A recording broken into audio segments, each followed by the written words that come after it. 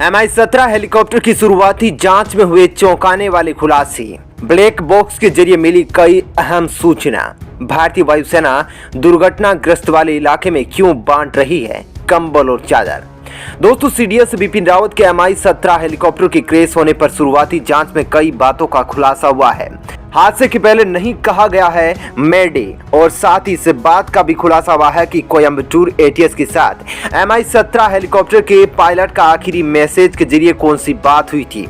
दोस्तों, कुन्नूर के नीलगिरी पहाड़ियों के नजदीक Mi-17 हेलीकॉप्टर क्रैश होने की वजह से बिपिन रावत समेत इस हेलीकॉप्टर में सवार सभी लोगों की मौत हो गई है। शुरुआत से ही इस विमान को लेकर जांच के आदेश जारी किए गए थे। भारतीय वायुसेना ने इस हेलीकॉप्टर के ब्लैक बॉक्स को भी अपने कब्जे में ले लिया है और उस पर भी जांच की जा रही है। अब जांच की खबरें भी धीरे धीरे आना शुरू हो गई है। शुरुआती जांच में कोयंबटूर के एटीएस ने बताया है कि हेलीकॉप्टर के पायलट की ओर से खतरे का कोई भी संकेत नहीं दिया गया था।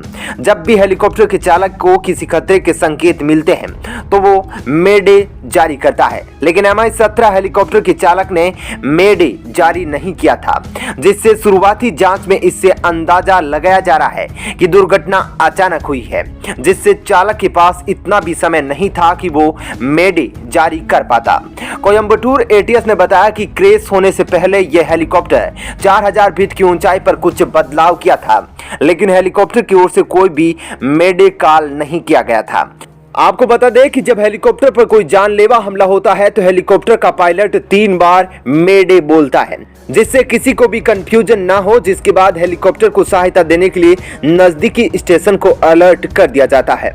आपको बता दें कि हेलीकॉप्टर की इस दुर्घटना की जांच के लिए एक ट्राई सर्विस इंक्वायरी टीम का गठन किया गया है, जिसमें भारतीय सेना की तीनों विभाग, आर्मी, एयरफोर्स और नेवी के एक ऑफिसर शामिल है। इस जांच में भारतीय वायुसेना के सर्वश्रेष्ठ helicopter pilot air marshal Manvendra Singh को प्रमुख बनाया गया है और भारतीय सेना और भारतीय नौसेना के एक ब्रिगेडियर रैंक के अधिकारी भी इस जांच की मुहिम का हिस्सा बनेंगे। इस दुर्घटना के बाद से ही स्थानीय लोगों के बयान दर्ज किए जा रहे हैं। दुर्घटना के समय जो लोग वहां की जमीन पर मौजूद थे उनको गवाह के रूप में शामिल किया जा रहा है। आपको बता दें कि Mi-17 V5 ने सुल्लूर एयरबेस से उड़ान भरी थी।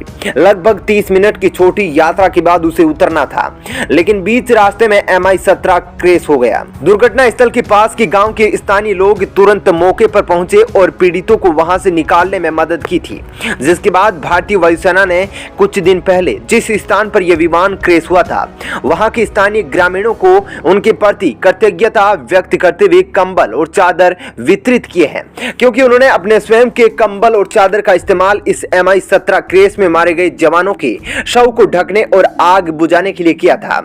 आपको बता दें कि हेलीकॉप्टर क्रैश के बाद एक रिटायर्ड मेजर ने इसको एक साजिश बताया था। इसके बाद अब शुरुआती जांच में जो खबरें आई है उसको लेकर एक्सपर्ट का भी मानना है कि हेलीकॉप्टर इतनी जल्दी क्रैश हुआ है कि पायलट को नजदीकी एटीएस को मैसेज पहुंचाने तक का भी वक्त नहीं मिला, जिसके बाद एक बार फिर से चीन की ओर शक की सुई घूम रही है। माना जा रहा है कि क्या चीन इस Mi-17 हेलीकॉप्टर पर किसी लेजर बीम से अटैक किया है। चीन पर उठे सवाल को भी नजरअंदाज नहीं किया जा सकता है, क्योंकि चीन के पास ऐसे खतरनाक हथियार मौजूद हैं जिसके उपयोग के बाद टारगेट को बिल्कुल संभलने का मौका नहीं मिलता है। हमले के बाद ये हथियार अपने पीछे कोई भी सबूत नहीं छोड़ता है। इस वजह से चीन के इस हादसे में शामिल होने को लेकर गहमागहमी तेज हो रही है। इस हादसे में चीन को लेकर जो आशंकाएं बढ़ी है कि चीन ने शायद लेजर बीम का उपयोग करके इस हेलीकॉप्टर को क्रैश करने का प्रयास किया हो। तो आपको बता दें कि लेजर बीम एक हाई एनर्जी की खतरनाक बीम होती है जो टकराते ही हेलीकॉप्टर और मिसाइलों में आग लगा देती है। लेकिन यहाँ पर यह जानना जरूरी है कि जिस स्थान पर लेजर बीम से हमला करना होता है वहीं पर लेजर बीम वाले हथियार को तैनात करना पड़ता है, क्योंकि लेजर बीम से चीन में बैठकर भारत में हमला करना संभव नहीं है। वहीं आपको बता दें कि भारतीय वायुसेना ने Mi-17 हेलीकॉप्टर के ब्लैक बॉक्स की भी जांच करना शुरू कर दिया है।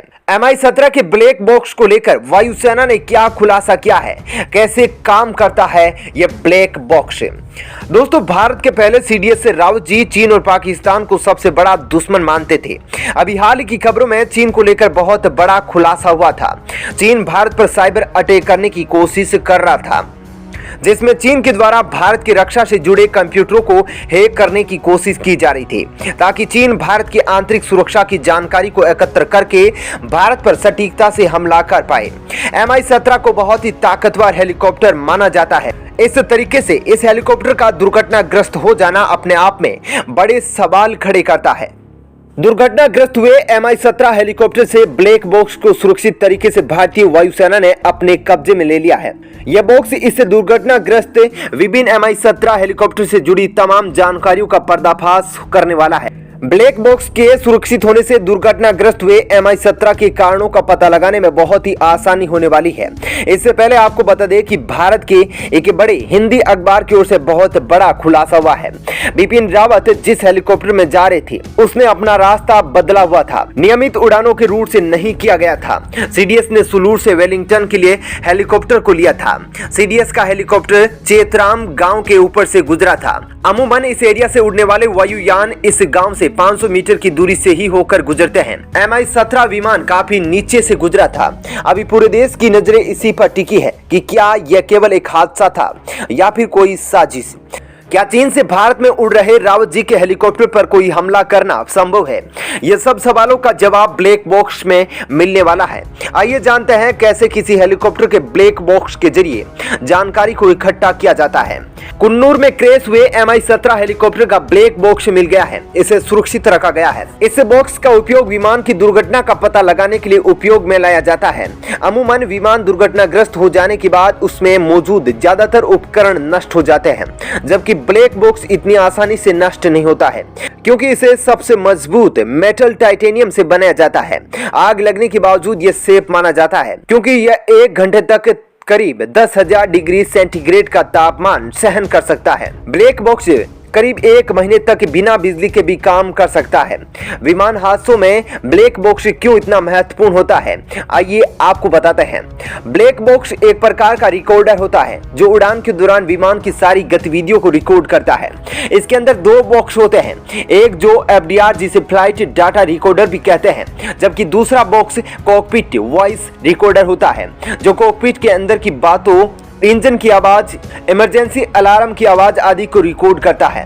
FDR बॉक्स विमान से जुड़ी सभी प्रकार की गतिविधियों जैसे विमान की दिशा, ऊंचाई, स्पीड, विमान में हो रही हलचल, केबिन का तापमान आदि सहित करीब 88 प्रकार के डाटा को रिकॉर्ड करता है। ब्लैक बॉक्स 25 घंटों से अधिक की जानकारी रिकॉर्ड करने की क्षमता रखता है। इसे विमान के पिछले हिस्से में रखा जाता है। यह समुद्र के पानी में भी काम करता है। फिलहाल आपको बता दें कि इस घटना की पूरी खबर आने में अभी 2 हफ्तों का वक्त लगेगा।